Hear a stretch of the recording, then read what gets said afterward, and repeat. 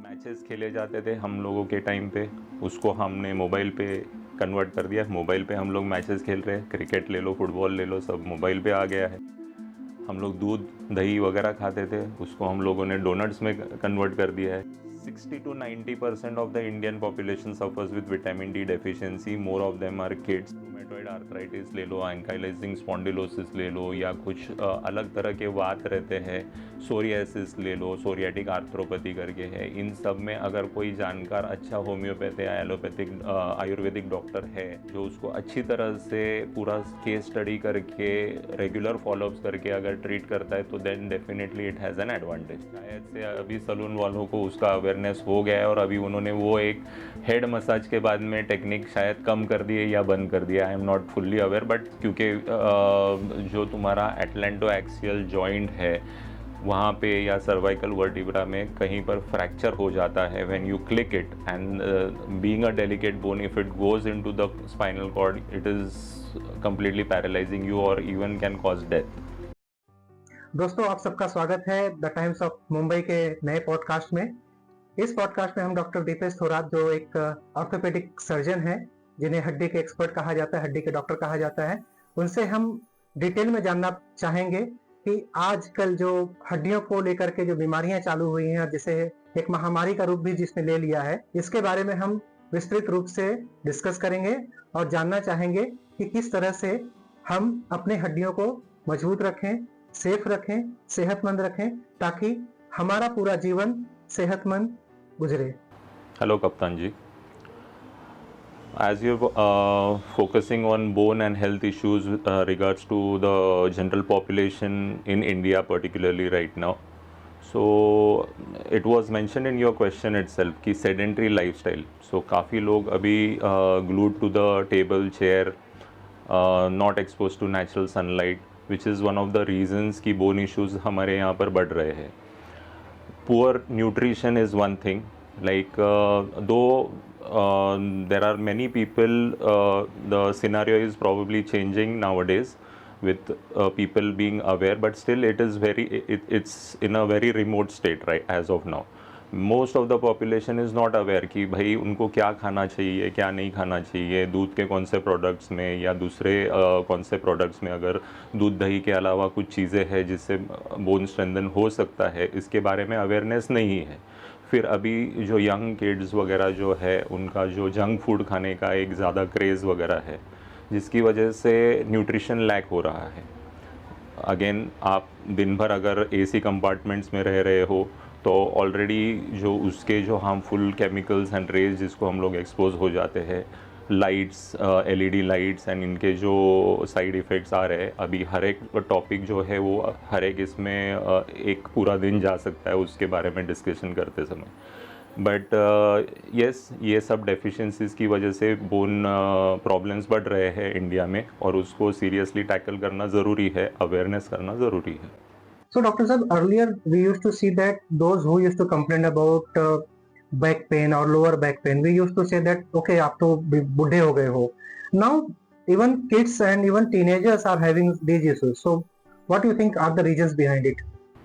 सही बात है। अभी अगर जो आप गिल्ली डंडा को गैजेट से रिप्लेस कर रहे हो, मैचेस खेले जाते थे हम लोगों के टाइम पे, उसको हमने मोबाइल पे कन्वर्ट कर दिया। मोबाइल पे हम लोग मैचेस खेल रहे हैं, क्रिकेट ले लो, फुटबॉल ले लो, सब मोबाइल पे आ गया है। हम लोग दूध दही वगैरह खाते थे, उसको हम लोगों ने डोनट्स में कन्वर्ट कर दिया है।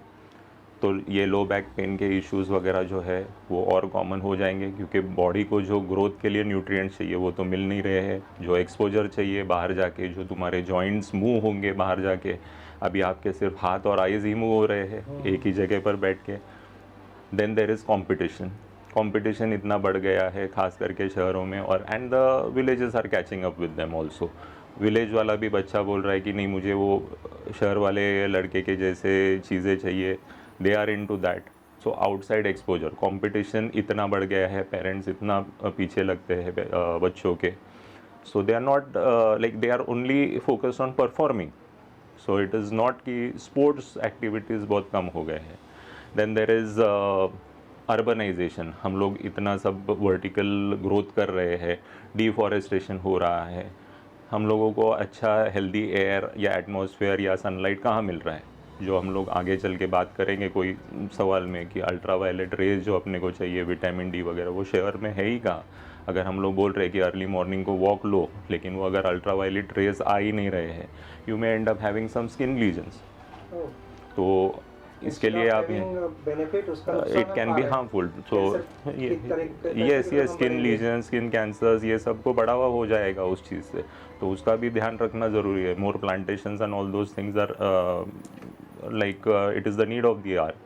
देन पोल्यूशन, जो रोज़मर्रा की ज़िंदगी में पोल्यूशन हो रहा है, car pollution, industrial pollution, this is not benefiting anything. So low back pain, वही आप घर पे बैठे हो एक ही जगह पे पोस्चर में, जो बड़े कर रहे हैं ऑफिस आवर्स के टाइम में, वही बच्चे कर रहे हैं स्कूल आवर्स या छुट्टी के वाले दिनों में, ending up having more back pain because they are straining their neck and back and they are not mobilising their joints, ending up with issues in the younger age. Doctor साहब, Covid के बाद में जी, orthopaedic related cases में किस तरह के बदलाव आए हैं और कितने बदलाव आए हैं? अगर आप अगेन उसमें भी बहुत डिबेटेबल टॉपिक्स है, बट सरल सादे इसमें जो 2 साल 2.5 साल हम लोगों के पूरे इनसाइड द बॉक्स गुजरे हुए हैं, बॉक्स इन द सेंस हमारे घरों में या वर्क फ्रॉम होम वाली चीज़ें हुई है, बच्चों के बारे में, यंगस्टर्स के बारे में, या बुढ़े in the sense old population, I mean to say, उनके बारे में हर एक को अपने अपने लाइक प्रॉब्लम्स आने चालू हुए। अब whether it is related to the disease per se, like disease per se, mucormycosis वगैरह, ये सब चीज़ें पोस्ट कोविड के बाद आने लग गई थी, जो बोन्स वगैरह को अफेक्ट करती थी। बहुत ही गंदा आउटकम था। थैंकफुली उसका पॉपुलेशन बहुत कम था एंड हम लोगों को उसको सफ़र नहीं, बट ये हो गया कि कोविड से direct contact, indirect contact Covid से, अगेन वही जो आज का हमारा रिलेवेंट टॉपिक है, बैक पेन्स एंड बोन्स के इश्यूज़। तो sitting for long hours, sitting in front of the computers and mobiles, watching the TVs, not moving from your sofa, couch, bed, stiffness, lack of mobility, muscle strength weakness, खाने पीने में कुछ लोगों ने बहुत healthy diet खाया, over eating and healthy ज़्यादा nutritious protein से यूरिक एसिड के मसले भी बढ़ने चालू हो गए। जो कंटिन्यूस ट्रेन करते रहे उनको स्पॉन्डिलोसिस वगैरह के इश्यूज चालू हो गए। कोई दुबले पतले हो गए, कोई ओवरवेट हो गए, ओवरवेट की वजह से वापस जॉइंट पेन चालू हो गए। ख़ास करके जो फीमेल पॉपुलेशन है उनका वैसे ही बाहर जाना कम था, अब सब्ज़ी वब्ज़ी भी लेने को नहीं जा रहे हो, उतरना कम हो गया है, घर पे ही बैठे हैं, ऐप पे आने चालू हो गए, किसान अब मोबाइल से कनेक्ट है। एब्सोल्युटली। तो और जैसे मैंने प्रीवियस क्वेश्चन का आंसर दिया था कि यंग एज में भी स्पॉन्डिलोसिस दिखना चालू हो गया है, जो कि बहुत ही अलार्मिंग चीज़ है कि एक 13 इयर्स 14 इयर्स के बच्चे को अगर मैं 30 इयर्स या 35 इयर्स का स्पाइन दिख रहा है मेरे को उसमें, तो what will be the plight अगर वो 40s में रहेगा और वो वही कंप्यूटर वगैरह एज अ प्रोफेशन लेता है, तो तभी हाँ, और फिर एक्सरसाइज नहीं हो रहा है, एक्सपोजर नहीं मिल रहा है, क्या होने वाला है? So are they going to end up having surgeries at the age of 30-35, spine fix करना? नहीं, ये नहीं होना चाहिए। हमें हमेशा से कहा जाता था कि सुबह जल्दी उठो, सुबह के धूप लो जी, एक्सरसाइज करो, वॉक करो। तो भारत में हमेशा सूरज धूप रहती है। एक भारत ही एक दुनिया का ऐसा देश है जो प्लेंटी ऑफ सनलाइट हमें जी 12 महीना मिलती है जी, बरसात के कुछ महीने और सर्दी के कुछ दिनों को छोड़कर, वो भी नॉर्थ में। तो फिर भी इतने विटामिन डी मिलने के बावजूद भी हमारे यहाँ इस तरह के कमजोर हड्डियों को लेके बढ़ते जा रहे हैं। जी कप्तान जी, जैसे हम लोगों ने अभी जो डिस्कशन चालू किया है, जिसमें प्रीवियसली भी मैंने बोला है कि जो पहले के रीजंस है वही कैरी फॉरवर्ड करने पड़ेंगे। लैक ऑफ सनलाइट एक्सपोजर इसकी वजह से है कि आजकल हम लोगों ने मॉर्निंग वॉक करना छोड़ दिया है। हमारे टाइमिंग्स जैसे ऑफिस के हैं, नाइट शिफ्ट्स हो रहे हैं, शिफ्ट्स में ड्यूटीज़ हो रही है, भागम दौड़ी है, कोई डबल शिफ्ट्स कर रहा है, हेल्थ को इतना हम लोग वेटेज नहीं दे रहे। दूसरा चीज़, you are confined to the offices, आप एसी लाइट्स में जो हार्मफुल केमिकल्स है उसको एक्सपोज हो रहे हो, जिसकी वजह से ऑलरेडी जो आपके बोन्स है वो ब्रिटल हो रहे हैं। अब उनको स्ट्रेंथन करने के लिए आपको सनलाइट लेना है। जैसे आपने बार बार स्ट्रेस किया है कि सनलाइट एक्सपोजर हम लोगों को इतना मिल रहा है, बट जो एक उसका एक टाइम पीरियड रहता है, कौला ऊन बोलते हैं हमारे मराठी में, तो गुनगुनी धूप, धूप, यस, जो ज़्यादा गर्म भी नहीं होती, ज़्यादा ठंडी भी नहीं एग्जैक्टली। सो रफ पीरियड उसका 8:30 टू 10 के आसपास आप ले सकते हो।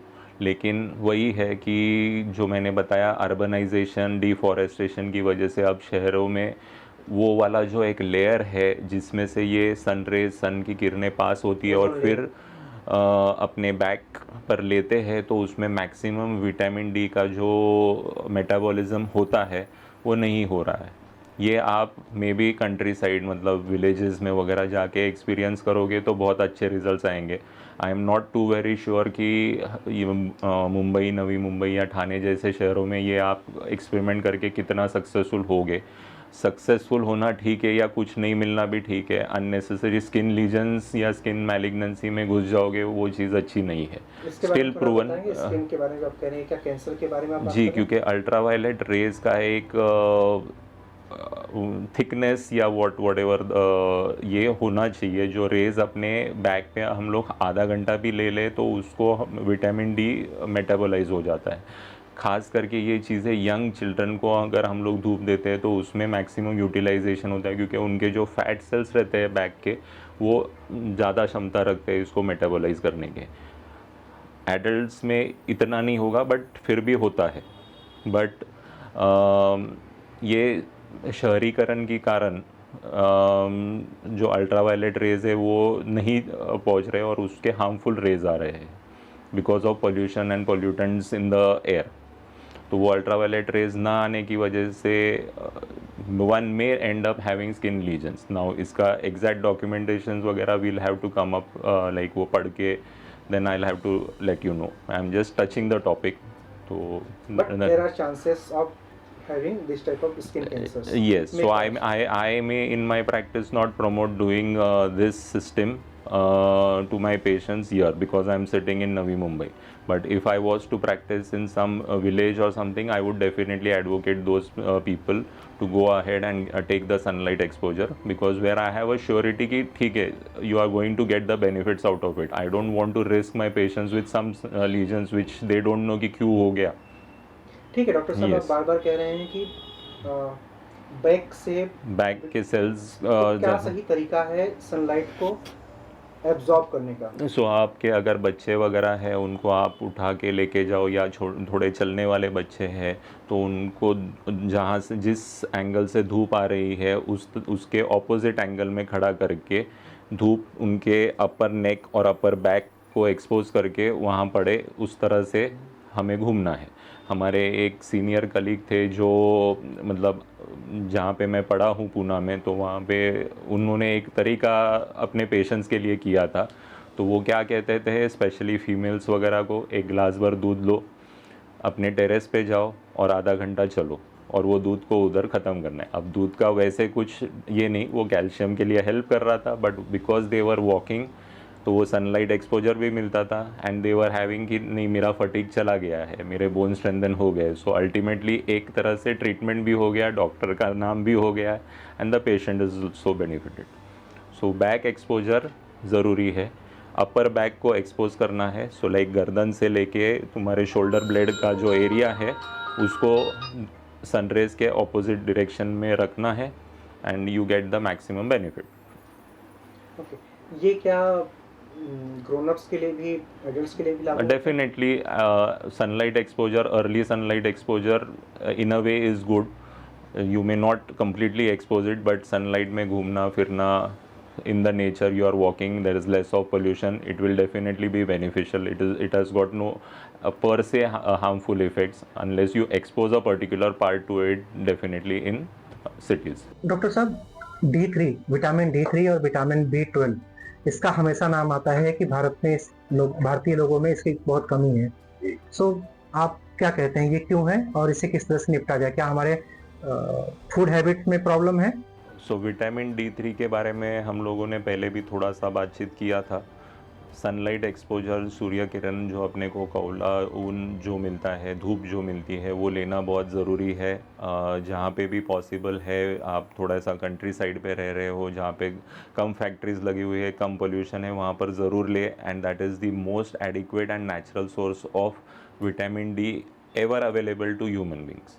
इतना अच्छा सनलाइट एक्सपोजर का फ़ायदा है। बट एक वर्ड ऑफ कॉशन ये भी रहेगा कि सिटीज़ में वगैरह थोड़ा सा संभल के ले लीजिए, अपने रिस्क पे ले लीजिएगा। डाइटरी सप्लीमेंट्स पर से विटामिन डी में नहीं है। कुछ एक फोर्टिफाइड चीज़ें अभी चालू की गई है, जैसे कि दूध में या कुछ फूड प्रोडक्ट्स में आप उसको सप्लीमेंट कर दीजिए, फिर भी वो एडिक्वेट मात्रा में नहीं मिल रहा है। सो सेकेंड ऑप्शन, आपको डॉक्टर को दिखाना है, आपका विटामिन D3 चेक करना है एंड उसके ऊपर आपको मेडिसिन लेना है। 60 to 90% of the Indian population suffers with vitamin D deficiency. More of them are kids. Kids में ग्रोइंग एज में आप देखेंगे कि बोइंग लेग्स वगैरह ऐसे बेंड हुए दिख रहे हैं, थोड़ा वॉडलिंग चल रहे हैं बच्चे वगैरह, तो फिर तुरंत उनको इन्वेस्टिगेट करके अच्छे ऑर्थोपेडिक या पीडियाट्रिक ऑर्थोपेडिक एक सुपर स्पेशलिटी है, उनको दिखा के उनका विटामिन डी का डेफिशिएंसी जो कि आगे चल के रिकेट्स वगैरह जैसे भयंकर बीमारियां रहती है उससे हम लोग बच सकते हैं, जिसमें कि जॉइंट इन्वॉल्व हो जाते हैं, पूरा ऐसा वाइन ग्लास के जैसे बोन्स दिखते हैं, तो वो थोड़ा सा आगे चल के भी फिर दिक्कत हो सकती है। रिवर्स हो जाते हैं वो, लेकिन टाइम से समय से आपको अगर वार्निंग साइंस दिख रही है बच्चों में तो तुरंत be aware and get it done. बाकी विटामिन डी के सप्लीमेंट्स काफ़ी even general practitioners and orthopaedic surgeons, physicians सारे प्रिस्क्राइब करते हैं। विटामिन डी एक फैट सॉल्यूबल विटामिन डी है, तो अननेसेसरीली ओवर द काउंटर्स वगैरह लेना सही नहीं है। तो डॉक्टर साहब, ये सब बातें हमने जो की है, ये सब परेशानियों के बारे में बात की, तकलीफ के बारे में। इन तकलीफों से हड्डी से रिलेटेड या बोन से रिलेटेड या ओवरऑल जो पोस्चर रिलेटेड प्रॉब्लम्स है, इनसे बचने के लिए क्या करना चाहिए? सो कैसा है कि ये कोई एक फॉर्मूला नहीं है कि जो मैं बता दूं कि भाई A+B=C and you can solve it. Multi steps approach है। Go back to the basics from where you started. हम लोगों ने बचपन में पीटी के एक्सरसाइजेस सीखे हैं, आप वहाँ से चालू कर दीजिए। हम सब भूल गए, कितनों को याद है? सिंपल एक्सरसाइज करते थे। हमारे फिजियोथेरेपिस्ट भी वही सिखाते हैं, थोड़े अच्छे तरीके से सिखा देते हैं। हम लोग थोड़ा ध्यान से तभी सुनते जो हम लोग पीटी के एक्सरसाइज के टाइम नहीं सुनते थे, मस्ती का पीरियड होता था वो। तो वो चीज़ें हम लोगों को वापस रूटीन में लाना ज़रूरी है। वो करेंगे तुम्हारे जॉइंट्स एटलीस्ट मोबिलाइज हो जाएंगे, ब्लड सप्लाई बढ़ेगा वहाँ पे, तो ऑटोमेटिक ब्लड सप्लाई आपके मसल्स को फ्लेक्सिबल बनाएगा। हम लोग, मैं मेरी प्रैक्टिस में पेशेंट्स को वही कहता हूँ कि आप जो पीटी के एक्सरसाइजेस करते हैं, 90% पेशेंट्स एजुकेटेड रहते हैं, उनको वो पता है, बेसिक स्कूलिंग किया हुआ है। पीटी के एक्सरसाइजेस आप करो, कोई ऑर्थोपेडिक डॉक्टर के पास जाने की ज़रूरत नहीं, कोई पेन किलर्स लेने की ज़रूरत नहीं है। बट ये है कि इवन फिजियोथेरेपी वगैरह करने के बाद कितने पेशेंट्स उसको जो एक्सरसाइज सिखाया उसको कंटिन्यू करते हैं? नहीं करते। 6 महीना साल भर के बाद में जी जो नहीं होना चाहिए तो वो नहीं करना चाहिए। वो रेगुलरली एक्सरसाइज करना ज़रूरी है। Adequate sleep, adequate rest, time to time खाना पीना, ये बहुत ज़्यादा ज़रूरी है, जो आज की तारीख में नहीं हो रहा है। इतना फास्ट जीवन हो गया है कि सब लोग वही अगेन गोइंग बैक, भागम दौड़ी है, वर्किंग आवर्स बढ़ गए हैं, लेकिन एडिक्वेट स्लीप रेस्ट नहीं है। डॉक्टर साहब, मैं अगर इसमें एक लाइन और जोड़ना चाहूँ, जिस तरह से हमारे लिए सुबह उठ करके वॉशरूम जाना है, ब्रश करना हमारे लिए ज़रूरी है, कपड़े पहनना ज़रूरी है, नहाना ज़रूरी है, क्या इसी तरह से हमें जो पीटी के एक्सरसाइजेस थे उन्हें भी इसी तरह की आदतों में लाना है या रूटीन में लाना जरूरी है? बहुत जो आप बोल रहे हो कि हम लोग ब्रश करते हैं, नहाते हैं, तो उसके साथ में एक्सरसाइज ऐसे कोई फिक्स टाइम रखना ज़रूरी नहीं है एक्सरसाइज, लेकिन अपने लिए टाइम रखना ज़रूरी है। मैं ये कहूँगा, अभी आज की तारीख में नाइट शिफ्ट्स करने वाले भी लोग हैं। अब आप उनको बोलोगे कि अभी आप थके हुए आए हो और एक्सरसाइज करो, which is both ways not useful also, कि लाइक वो थका हुआ है, body will not respond here, but उनको एक टाइम मिलेगा कि जब वो शाम के लिए वापस तैयार हो रहे तभी करे एक्सरसाइज। जिसको थोड़ा और ज़्यादा टाइम है वो अपने एक्सरसाइज को डिवाइड करे, 10 मिनट सुबह, 10 मिनट शाम को, ऐसे कुल मिला के इवन 30 मिनट्स एक्सरसाइज एक 15-20 मिनट या 30 मिनट्स का वॉक कर ले, उसके साथ ऐड कर ले। कुछ रनिंग जॉगिंग करने की ज़रूरत नहीं है, सिंपल वॉक 15 मिनट सुबह, 15 मिनट शाम को। These things go a long way आपका सर्कुलेशन बढ़ाने में, जॉइंट मोबिलाइज करने में। उसके ऊपर अगर आपको बहुत अच्छा एक्सरसाइज करने का मन है या आपकी प्रवृत्ति है कि एक्सरसाइज करना है, तो फिर आप स्विमिंग करें, जिमिंग करें, साइकिलिंग करें, जो करना है वो करें, उसमें कुछ हर्ज नहीं है। बट ये बेसिक एक्सरसाइज तो करना ज़रूरी है। स्ट्रेस कम करना ज़रूरी है। स्ट्रेस हर इंसान को है, बड़ा हुआ है, जो हम लोग अगेन वो भी प्रैक्टिस में दिखता है। 10 साल पहले जो स्ट्रेस होता था उससे और बड़ा हुआ है, और शायद और 10 साल बाद और ज़्यादा स्ट्रेस बढ़ेगा। अब वहाँ पे कहीं पर तो कंट्रोल करना ज़रूरी है उस स्ट्रेस को। प्रैक्टिस है, उसको रोज़मर्रा की ज़िंदगी में उसको लेके आना ज़रूरी है। अवेयरनेस क्रिएट करके आप अपने लिए, अपने फैमिली के लिए टाइम दें। सब गैजेट्स को बाजू रखे। आप जब खाने के टेबल पर बैठे हो, टीवी वगैरह सारे बंद हो। अभी आप देखते हो कि ये सब आए हैं टीवी में। वो हर बेटियों की तरफ वही होता है, हर घर में वही कहानी है। लेकिन बट उसको मेरा बेटा मेरी तरफ देख रहा है क्योंकि मैं भी वही करता हूँ। सो ये मी टाइम जो बोलते हैं आजकल की पीढ़ी, तो वो मी टाइम अपने लोगों के लिए देना ज़रूरी है, सिर्फ कहना ज़रूरी नहीं है। You have to implement it in daily activity. एक आधा घंटा का संभाषण अपने फैमिली के साथ होना ज़रूरी है। तो ये सब चीज़ें अगर हम लोग टालते हैं, इसको एक सही तरह से आगे लेके जाते हैं, तो बोन हेल्थ इम्प्रूव होगी। बोन हेल्थ काफ़ी बार निगलेक्ट हो जाती है क्योंकि हमारा दिल, हमारा ब्रेन, इसको हम लोग ज़्यादा पहले वेटेज देते हैं। हमारे गानों में भी दिल, जिगर और यस, हड्डी नहीं आती है कभी। हड्डी बहुत अंदर होती है, इसके लिए वहाँ तक पहुँचते सारी साइकोलॉजी और सारा कविता खत्म हो जाती है।